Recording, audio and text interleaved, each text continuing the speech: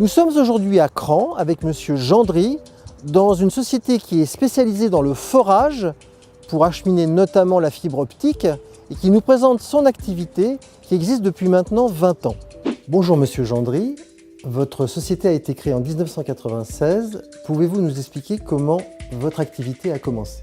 Mon père, Monsieur Daniel Gendry, président actuellement et donc fondateur, il était salarié de l'entreprise Marais à Durtal, entreprise spécialisée dans le tranchage. Il a donc connu la pose de réseau de façon mécanisée dans la fibre optique, l'électricité.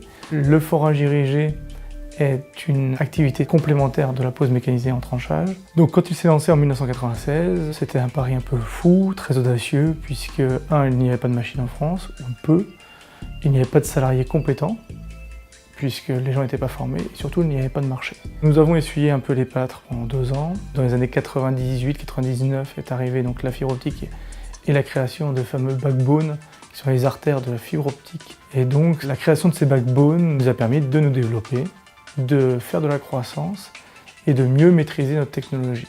Monsieur Gendry, vous n'êtes pas le seul à faire du forage en France. Pouvez-vous nous expliquer quelle est la spécificité de votre société? Nous sommes étendus sur tout le territoire, une agence à Cran en Mayenne, une autre agence qui se trouve à l'Île-sur-Tarn sur Toulouse et une 3e agence à Pointe-à-Pitre. Nous avons fait le choix d'être présents sur l'ensemble du territoire, avec du personnel qui vient également de l'ensemble du territoire, et nous avons un parc machine suffisamment étoffé pour nous permettre de nous adapter à la particularité des chantiers. Votre travail vous amène forcément à être en contact avec les élus. En quoi ces contacts sont-ils importants pour vous? Les élus sont notre quotidien. Les élus sont donneurs d'ordre, donc ils peuvent exiger que les technologies sans trancher soient appliquées dans les marchés publics dont ils sont donc effectivement donneurs d'ordre. Ils sont également prescripteurs pour les réseaux concessionnaires, donc des tiers, qui voudraient utiliser leur voirie. Donc aujourd'hui, nous travaillons au quotidien à proximité des élus locaux. Pour ce faire d'ailleurs, mon père, qui est toujours donc président de la société, est lui également élu et vice-président de sa collectivité. Vous avez maintenant plus de 20 ans d'existence.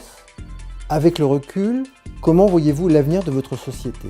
Alors on est aujourd'hui beaucoup plus serein que 3 ou 4 ans en arrière. Les travaux publics, en règle générale, vont mieux. Même si la loi NOTRe a réduit les dotations de collectivité, on sent quand même un engouement à venir restaurer les conduites ou les voiries.